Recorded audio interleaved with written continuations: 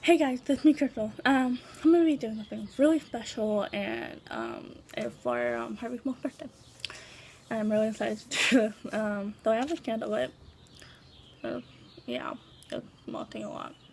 And I will be reading you guys the speech that he gave when he was running for Secretary of San Francisco. So I'm going to leave the candle lit all through when I read the beach, and then when I finish, I'm going to say a prayer. Then I'm going to blow out the candle for his birthday. So here's the speech. My name is Harvey Milk. I'm here to recruit you. I've been saying this one for years. It's a political joke. I can't help it. I've got to tell it.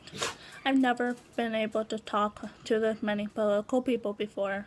So if I tell you nothing else, you may able to go home laughing a bit. This ocean liner was going across the ocean, and I think there was one little piece of wood floating, and three people swam to it. They realized only one person could hold on to it, so they had a little debate about which was the person. And it happened, so it happened that the three people were the Pope, the President, and Mayor Dallas. The Pope said he was the traitor head of one of the greatest religion of the world, and he was a spiritual advisor to many, many millions, and went on and pontificated, and they thought it was a good argument. Then the president said he was the leader of the largest and most powerful nation of the world. What takes place in this country affects the whole world, and they thought that was a good argument. And then Mayor Daley said he was the mayor of the backbone of the United States, and took place in Chicago affected the world, and what took place the Archdiocese of Chicago affected the Catholicism. And they thought that was a good argument, so they did it dramatic, democratically way, and voted. And Daley won 7-2. About 6 months ago, Hannah Breyer, in her speaking to God, says that the drought in California was because of gay people. On November 9, the day after I got elected, it started to rain. On the day I got sworn in, we walked in City Hall. It was kind of nice. As soon as I said the word I do, it started raining again. It's been raining since then, and the people of San Francisco figured the only way to stop it was to do a political petition, a recall petition. That's the local joke. So much for that. Why am I here? Why are we here? Why are gay people here? And what's happening? What's happening to me is the antithesis of what you read about in the paper and what you hear about on the radio. You hear about and read about the movement to write. We must band together and fight back the movement to write. I'm here to say, just go ahead and say what you hear and read is if what they want you to think, because it's not happening. The mayor, media in the country have talked about the movement to write. The legislators think that there is indeed a movement to write, and that the Congress and legislators and the city councils will start to move to right way. The mayor, media want them, so they keep on talking about the move to right. So let's look at 1977 and see if there was indeed a move in the right. In 1977, gay people had their rights taken away from them in Miami. But you must remember that in the week before the Miami, and the week before that, after that, the word homosexual or gay appeared in every single newspaper in the nation, in articles both pro and con, in every radio station, in every TV station, in every household. For the first time in history of the world, everyone was talking about it, good or bad. Unless you have a dialogue, unless you open the walls of dialogue, you will never reach to change people's opinions. In those 2 weeks, more and bad, but more about the word homosexual and gay were written probably in the history of mankind. Once you have dialogue started, you know we can break down prejudice. In 1977, we saw the dialogue start. In 1977, we saw a gay person elected in San Francisco. In 1977, we saw the state of Mississippi decriminalize marijuana. In 1977, we saw the conventions in Houston, and I want to know where the movement right and to right is happening. What that is the record of what happened last year. What we must do is to make sure that 1978 continues the movement that really helping the media don't want you to know about. But it's the movement to the right.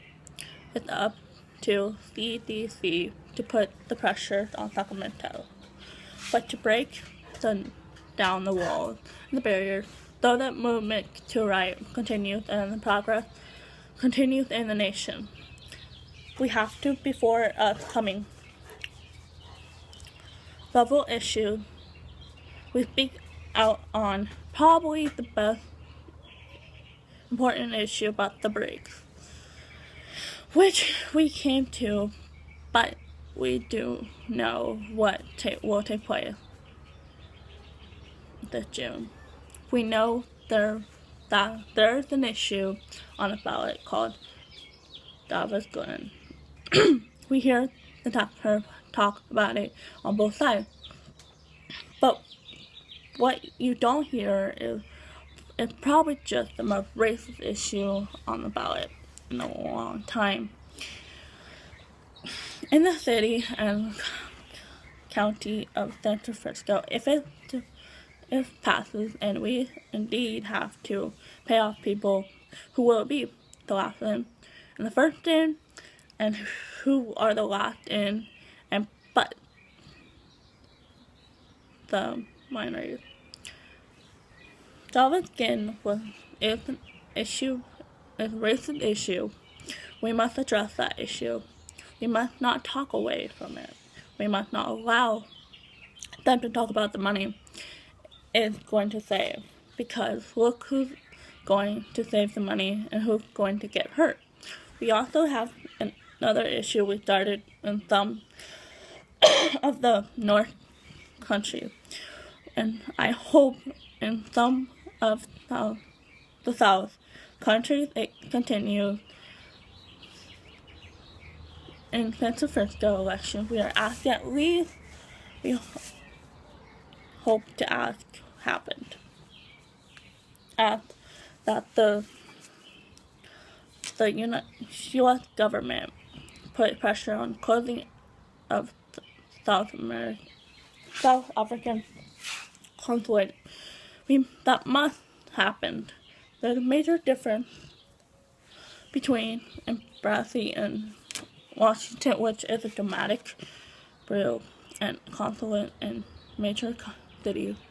A consulate is there for many reasons only: to promote business economy gain, tourism, investment, and every time you have business going to South America, you're promoting a rhyme, which that's offensive.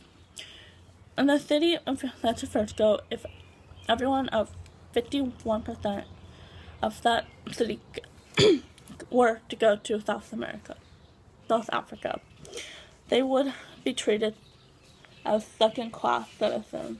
That is an offense to the people of San Francisco, and I hope all my colleagues up there will take every step we can to close down that consulate. And I hope that people in other parts of the state follow us in that lead. The battle must be started somewhere, and CDC is a great place to start battles. I know we are pressed for time, so I'm going to just cover one little point, that is to understand why it is important that gay people run for office and that gay people get elected. I know there are many people in this room who are running for central committee who are gay. I encourage you, there's a major reason why. If my non-gay friends and my supporters in this room understand it, they'll probably understand why I run so often before I made it. You'll see why now. There's a controversy going on in the convention about the gay governor. Is he speaking out enough? Is he strong enough for the gay rights? And there's a controversy, and for us to say it is not, it would be foolish. Some people are satisfied, some people are not. You see, there is major difference and remains vital difference between a friend, a gay person, a friend in the office, a gay person in the office. Gay people have been slandered nationwide. They've been tarred, and we've been brushed with the picture of pornography. In Dade country, we were accused of child molestation. It's not enough anymore just to have friends represent us, no matter how good the friend may be. The black community made up its mind a long time ago that the myths against black were only just to be dispelled by electing black leaders, so the black community could be judged by the leader, but not by the myth or black criminals. The Spanish community must not be judged by Latin criminals or myths. The Asian community must not be judged by Asian criminals or myths. The Italian community must not be judged by mafia myths. And time has come when gay community must not be judged by our criminals and myths. Like every other group, we must be judged by our leader and by those who are themselves gay, who are visible or invisible, we remain in limbo. A myth. A person with no parent, no brother, no sister, no friend, who are straight, no position, employment, a tenth of the nation, supposedly composed of stereotypes, which would be the tutors of children, and no offense mean to the stereotype. But today, the black community is not judged by their friends, but is black legislators and leaders. And we must give people the chance to judge us by our leaders and legislators. A gay person in office can set a tone, command respect not only from the large community, but from the young people in our community who need both example and hope. The first gay people we elect must be strong. They must not be content to sit in the back of the bus. We must not be content to accept libel. They must be above wheeling and dealing. They must be for the good of all of us, independent, unbought. The anger and the frustration of some of us feel is because we misunderstood, and friends can't feel the anger and frustration. They can sense it in us, but they can't feel it because a friend has never gone through what is known as coming out. I will never forget what it's like coming out and having no one to look up toward. I remember the lack of hope our friends can't fulfill it. I can't forget the look on faces of people who lost hope. Be they gay, be they senator, be they black looking for an almost impossible job, be Latin trying to explain their problems and explorations in a tongue that's foreign to them. I personally will never forget that people are more important than buildings. I use the I because the word I because I'm proud. I stand here tonight in front of my gay sisters, brothers, and friends because I'm proud of you. I think it's time that we have many legislators who are gay and proud of the fact that we do not have to remain in the closet.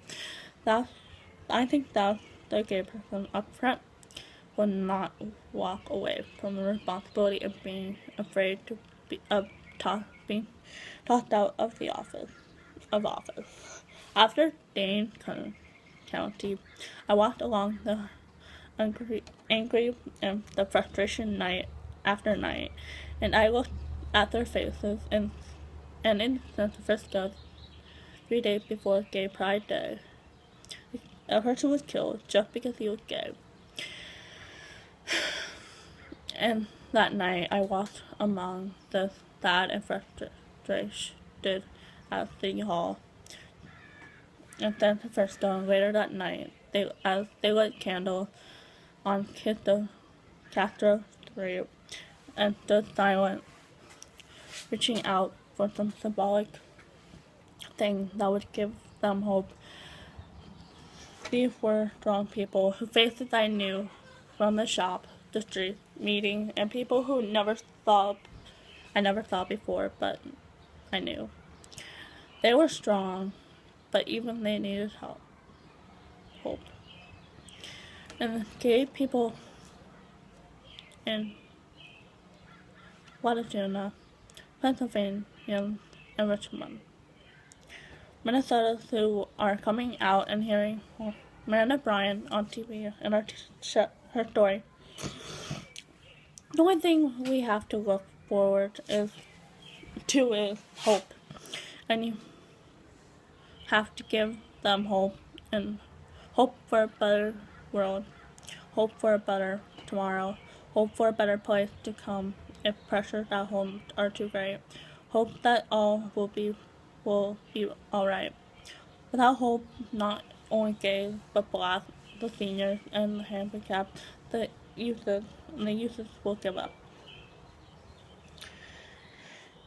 And if you help elect to the Central Committee and other office more gay people that give a green light to all who feel defenders died.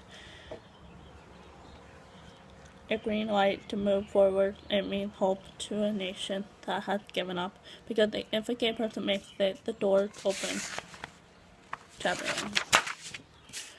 So if that's a message I give it, it is that I found one overriding thing in personal election. That is the fact that if a gay person could be elected, it's a green light.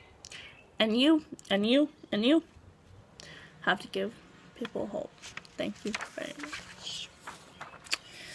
That was the speech. I put the speech below just in case you guys don't know what it says. Really touching. I just want to say happy birthday, Harvey Mo. And we pray that you will always be in our memory because you are a really powerful person and you should always live on. Happy birthday, Harvey Mo.